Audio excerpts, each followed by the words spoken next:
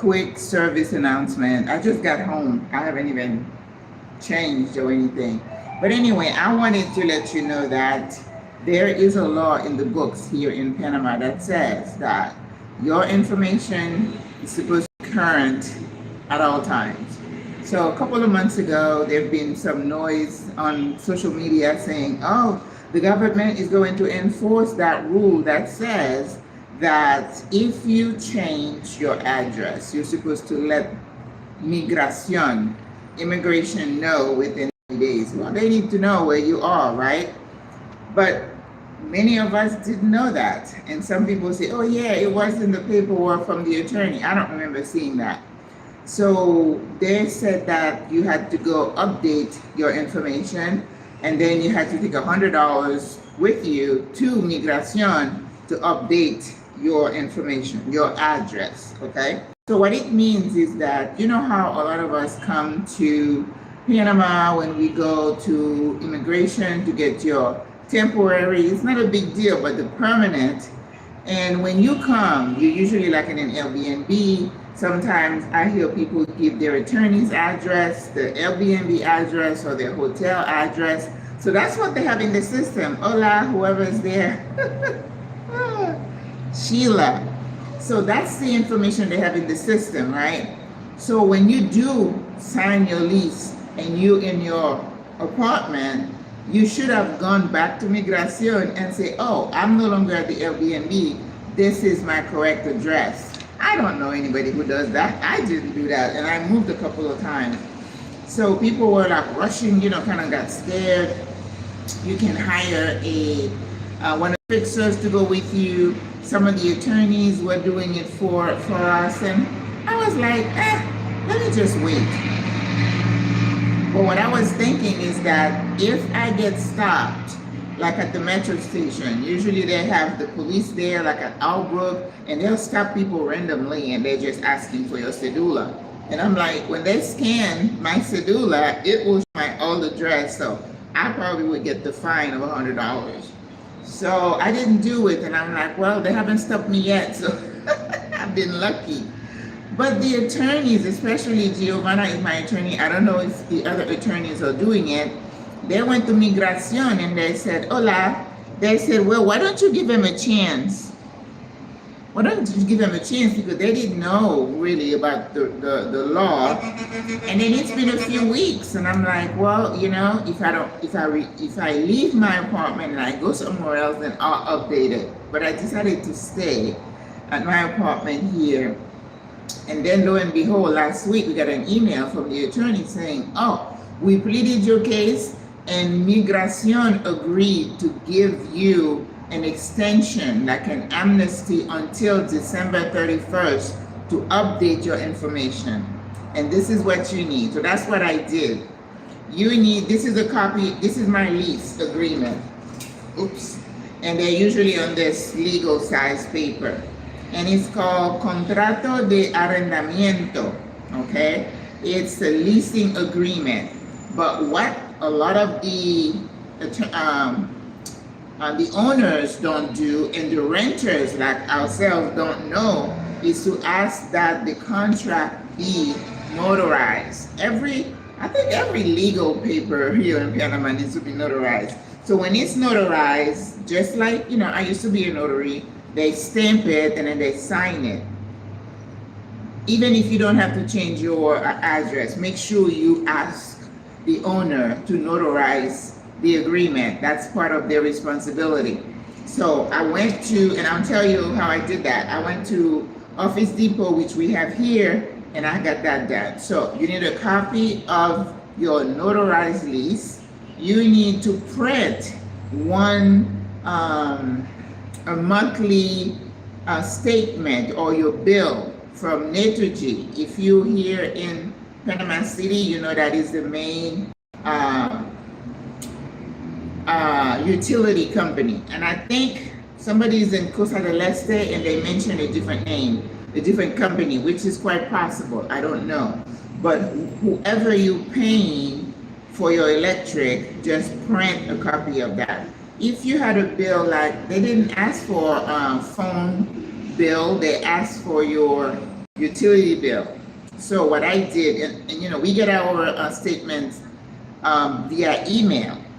So what I did, I put these into a PDF, right? I took this with me to Office Depot.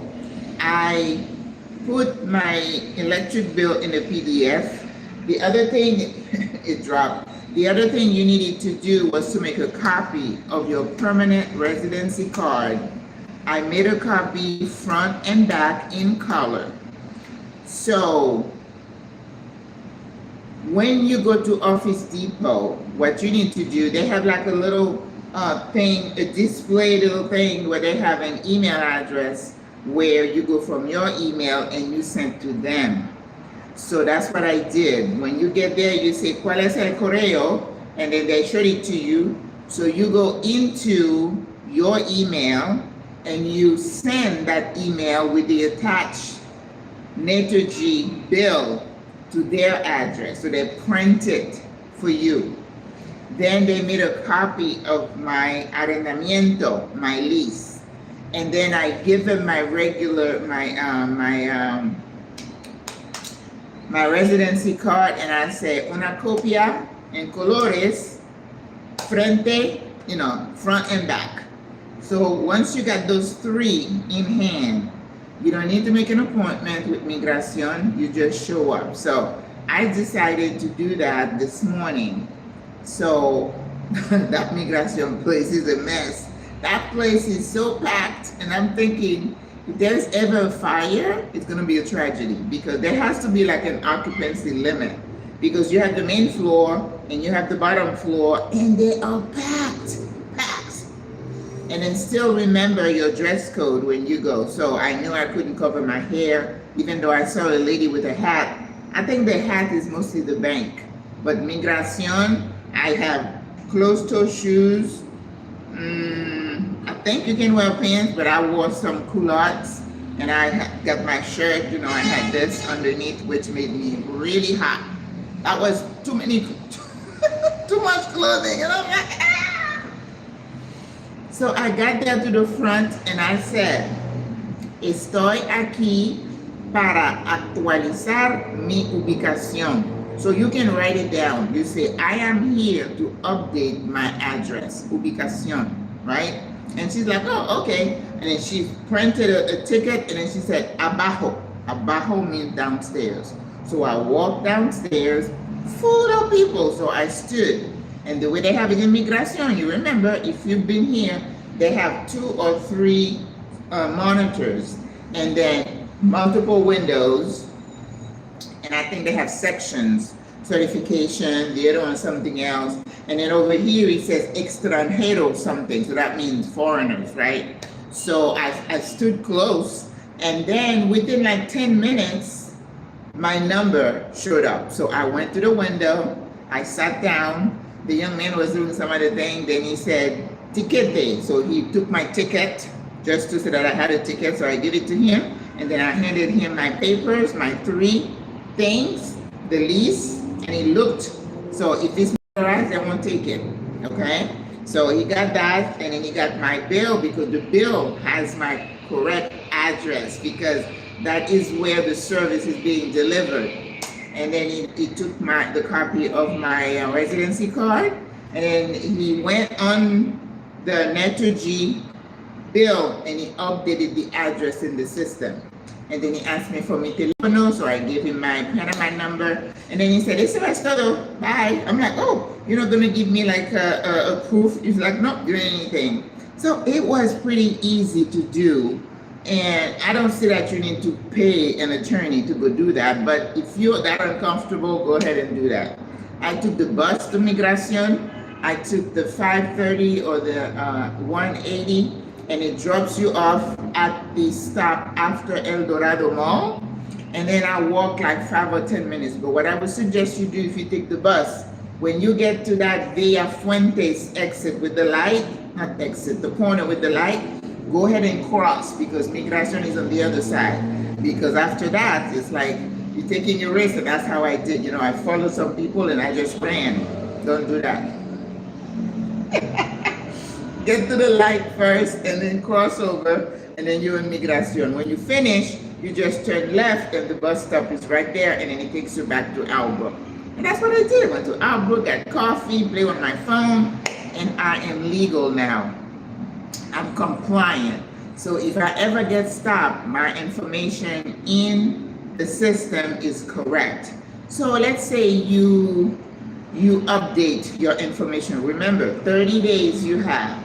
Every time you move, every time you move to update Migration, they need to know where you are. If they have to look for you. You know, and also the embassy wants to know where you are. You know, you can't hide, so don't even try that.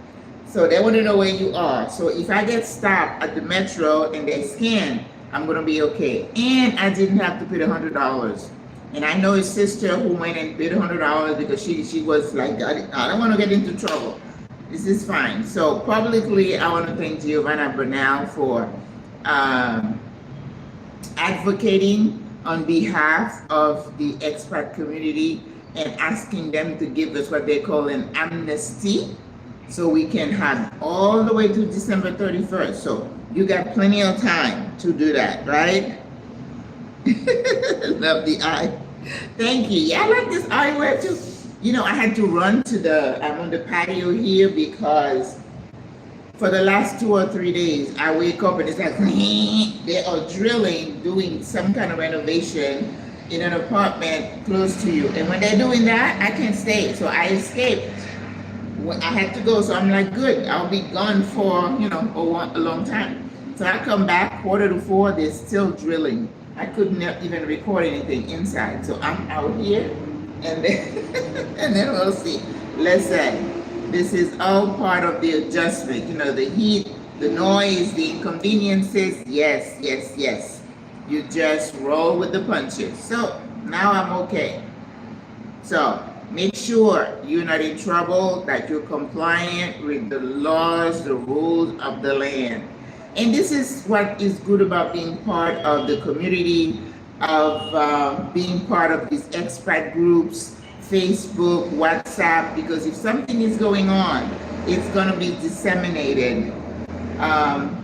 They had something that had been circulating last week or so about safety, because they've had several homicides and stuff, so people have to be careful. And I tell you, if something's going to happen to me, it's not because I'm not careful, because I'm not on the road late at night. I'm not going to be walking, exploring areas that are unfamiliar, and always have your good sense about you. Something feels off, just get away and move and do something different. But you know, you can't always you know, prevent 100% of what's going to happen. You just need to do the best you can. You know, I got robbed, so now I'm like, you're not going to get me a second time, right? So I'm more careful about things. But yeah, there is stuff going on in Panama. Last week, or was it this week, they showed the largest drug seizure. We're fighting that with the drug coming through because we are between two oceans, and you know we're not going to catch all of them, but it's and once you have that, then you have the gang fighting each other for control, for territory, and that's how people are getting killed.